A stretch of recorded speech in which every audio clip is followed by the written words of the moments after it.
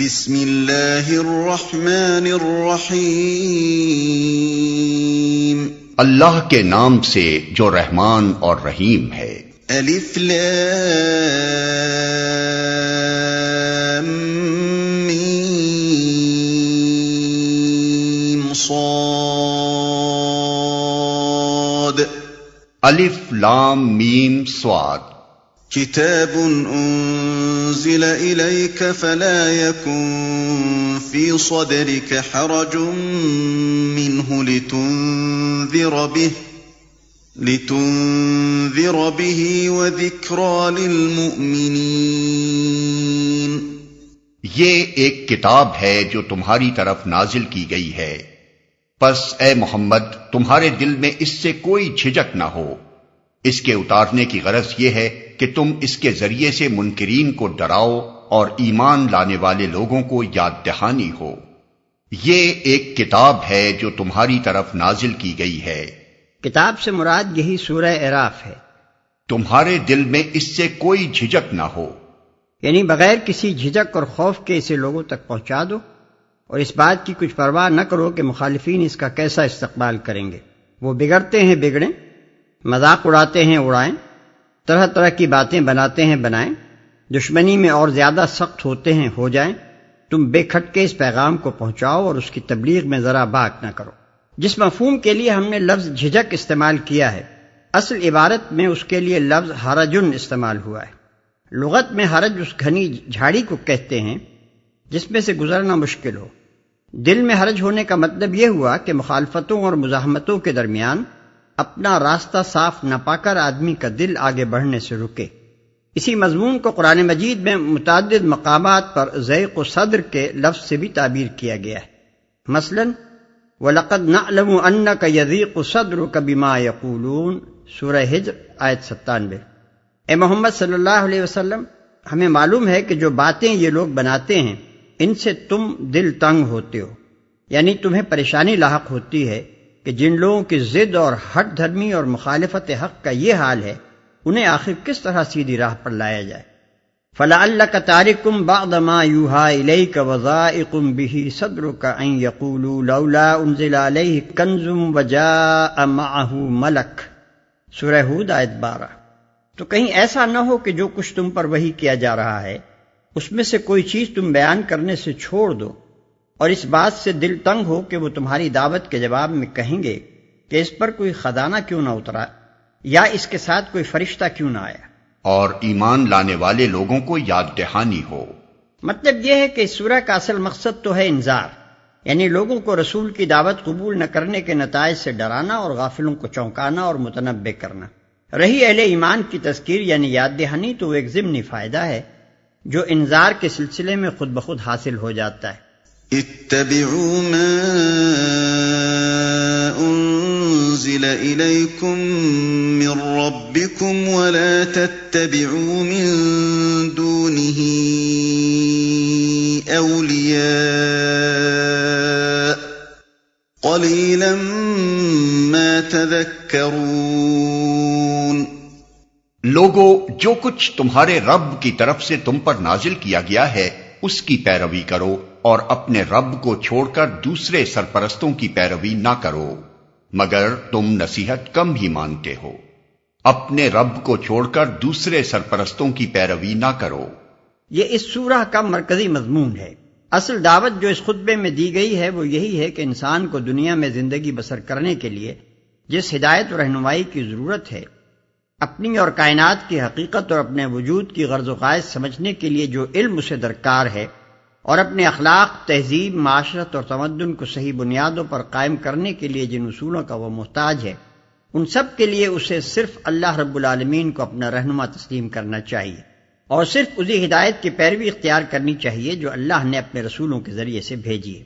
اللہ کو چھوڑ کر کسی دوسرے رہنما کی طرف ہدایت کے لیے رجوع کرنا اور اپنے آپ کو اس کی رہنمائی کے حوالے کر دینا انسان کے لیے بنیادی طور پر ایک غلط طریقہ کار ہے، جس کا نتیجہ ہمیشہ تباہی کی صورت میں نکلا ہے اور ہمیشہ تباہی کی صورت ہی میں نکلے گا۔ یہاں اولیاء یعنی سرپرستوں کا لفظ اس معنی میں استعمال ہوا ہے کہ انسان جس کی رہنمائی پر چلتا ہے اسے در حقیقت اپنا ولی و سرپرست بناتا ہے، خواہ زبان سے اس کی حمد و ثنا کے گیت گاتا ہو یا اس پر لعنت کی بوچھاڑ کرتا ہو، خواہ اس کی سرپرستی کا معترف ہو یا بشدت اس سے انکار کرے۔ وَكَم مِّن قَرْيَةٍ أَهْلَكْنَاهَا فَجَاءَهَا بَأْسُنَا بَيَاتًا أَوْ هُمْ قَائِلُونَ۔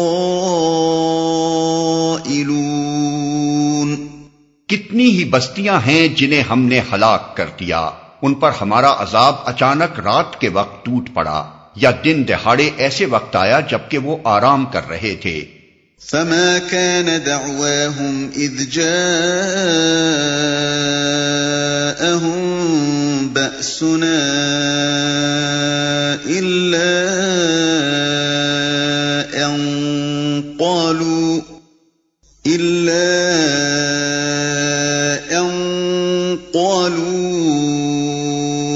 إنا كنا ظالمين۔ اور جب ہمارا عذاب ان پر آ گیا تو ان کی زبان پر اس کے سوا کوئی صدا نہ تھی کہ واقعی ہم ظالم تھے۔ یعنی تمہاری عبرت کے لیے ان قوموں کی مثالیں موجود ہیں جو خدا کی ہدایت سے منحرف ہو کر انسانوں اور شیطانوں کی رہنمائی پر چلیں اور آخر کار اس قدر بگڑیں کہ زمین پر ان کا وجود ایک ناقابل برداشت لعنت بن گیا اور خدا کے عذاب نے آ کر ان کی نجاست سے دنیا کو پاک کر دیا۔ آخری فقرے سے مقصود دو باتوں پر متنبہ کرنا ہے۔ ایک یہ کہ تلافی کا وقت گزر جانے کے بعد کسی کا ہوش میں آنا اور اپنی غلطی کا اعتراف کرنا بیکار ہے۔ سخت نادان ہے وہ شخص اور وہ قوم جو خدا کی دی ہوئی مہلت کو غفلتوں اور سرشاریوں میں ضائع کر دے اور داعیان حق کی صداؤں کو بہرے کانوں سے سنے جائے اور ہوش میں صرف اس وقت آئے جب اللہ کی گرفت کا مضبوط ہاتھ اس پر پڑ چکا ہو۔ دوسرے یہ کہ افراد کی زندگیوں میں بھی اور اقوام کی زندگیوں میں بھی ایک دو نہیں بے شمار مثالیں تمہارے سامنے گزر چکی ہیں کہ جب کسی کی غلط کاریوں کا پیمانہ لبریز ہو چکتا ہے اور وہ اپنی مہلت کی حد کو پہنچ جاتا ہے تو پھر خدا کی گرفت اچانک اسے آ پکڑتی ہے اور ایک مرتبہ پکڑ میں آ جانے کے بعد چھٹکارے کی کوئی سبیل اسے نہیں ملتی۔ پھر جب تاریخ کے دوران میں ایک دو دفعہ نہیں سینکڑوں اور ہزاروں مرتبہ یہی کچھ ہو چکا ہے تو آخر کیا ضرور ہے کہ انسان اسی غلطی کا بار بار اعادہ کیے چلا جائے اور ہوش میں آنے کے لیے اسی آخری ساعت کا انتظار کرتا رہے جب ہوش میں آنے کا کوئی فائدہ حسرت و اندوہ کے سوا نہیں ہوتا۔ فَلَنَسْأَلَنَّ الَّذِينَ أُرْسِلَ إِلَيْهِمْ وَلَنَسْأَلَنَّ الْمُرْسَلِينَ۔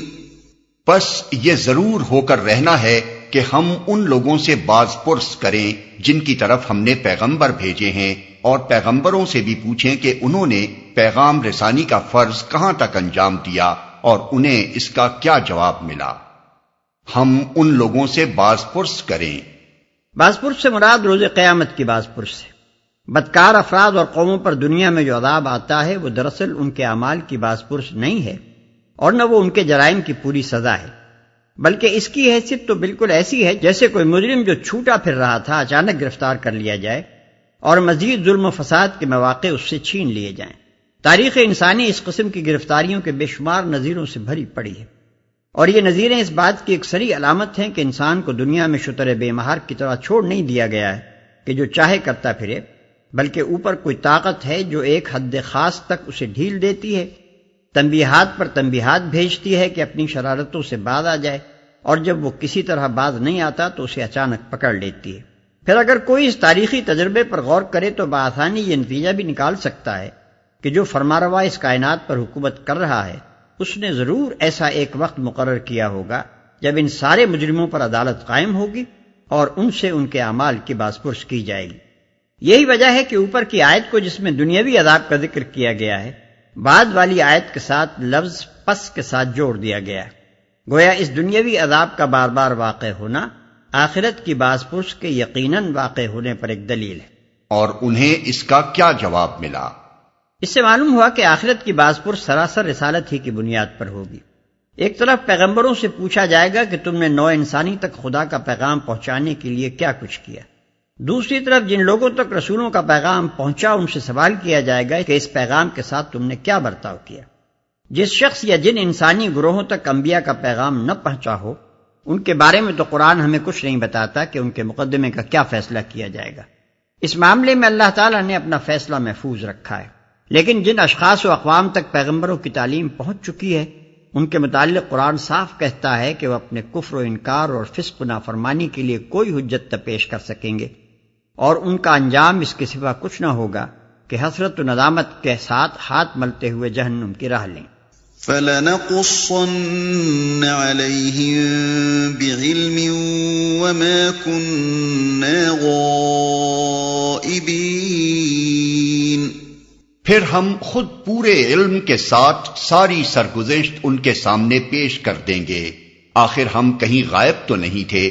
وَالْوَزْنُ يَوْمَئِذٍ الْحَقُّ فَمَن ثَقُلَتْ مَوَازِينُهُ فَأُولَئِكَ هُمُ الْمُفْلِحُونَ، اور وزن اس روز عین حق ہوگا، جن کے پلڑے بھاری ہوں گے وہی فلاح پائیں گے، اور وزن اس روز عین حق ہوگا۔ اس کا مطلب یہ ہے کہ اس روز خدا کی میزان عدل میں وزن اور حق دونوں ایک دوسرے کے ہم معنی ہوں گے۔ حق کے سوا کوئی چیز وہاں وزنی نہ ہوگی، اور وزن کے سوا کوئی چیز حق نہ ہوگی۔ جس کے ساتھ جتنا حق ہوگا اتنا ہی وہ باوزن ہوگا، اور فیصلہ جو کچھ بھی ہوگا وزن کے لحاظ سے ہوگا، کسی دوسری چیز کا ذرہ برابر لحاظ نہ کیا جائے گا۔ باطل کی پوری زندگی خواہ دنیا میں کتنی ہی طویل و عریض رہی ہو اور کتنے ہی بظاہر شاندار کارنامے اس کی پشت پر ہوں، اس ترازو میں سراسر بے وزن قرار پائے گی۔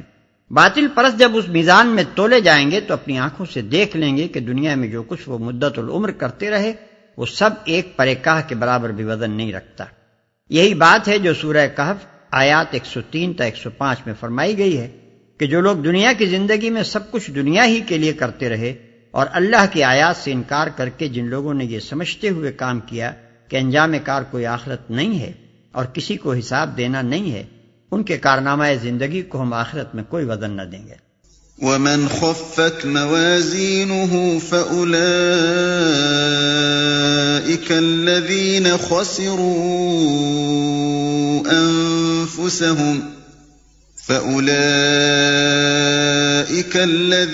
خَسِرُوا أَنفُسَهُم بِمَا كَانُوا بِآيَاتِنَا يَظْلِمُونَ، اور جن کے پلڑے ہلکے رہیں گے وہی اپنے آپ کو خسارے میں مبتلا کرنے والے ہوں گے، کیونکہ وہ ہماری آیات کے ساتھ ظالمانہ برتاؤ کرتے رہے تھے۔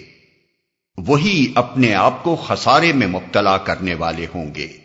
اس مضمون کو یوں سمجھیے کہ انسان کا کارنامہ زندگی دو پہلوؤں میں تقسیم ہوگا، ایک مثبت پہلو اور دوسرا منفی پہلو۔ مثبت پہلو میں صرف حق کو جاننا اور ماننا اور حق کی پیروی میں حق ہی کی خاطر کام کرنا شمار ہوگا، اور آخرت میں اگر کوئی چیز وزنی اور قیمتی ہوگی تو وہ بس یہی ہوگی۔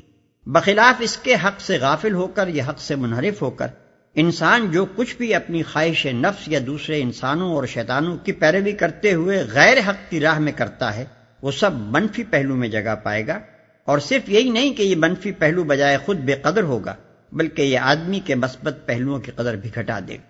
بس آخرت میں انسان کی فلاح و کامرانی کا تمام تر انحصار اس پر ہے کہ اس کے کارنامہ زندگی کا مثبت پہلو اس کے منفی پہلو پر غالب ہو، اور نقصانات میں بہت کچھ دے دلا کر بھی اس کے حساب میں کچھ نہ کچھ بچا رہ جائے۔ رہا وہ شخص جس کی زندگی کا منفی پہلو اس کے تمام مثبت پہلوؤں کو دبا لے تو اس کا حال بالکل اس دیوالیہ تاجر کا سا ہوگا جس کی ساری پونجی خساروں کا بھگتان بھگتنے اور مطالبات ادا کرنے ہی میں کھپ جائے، اور پھر بھی کچھ نہ کچھ مطالبات اس کے ذمہ باقی رہ جائیں۔ وَلَقَدْ مَكَّنَّاكُمْ فِي الْأَرْضِ وَجَعَلْنَا لَكُمْ فِيهَا مَعَايِشَ قَلِيلًا مَا تَشْكُرُونَ، ہم نے تمہیں زمین میں اختیارات کے ساتھ بسایا اور تمہارے لیے یہاں سامان زیست فراہم کیا، مگر تم لوگ کم ہی شکر گزار ہوتے ہو۔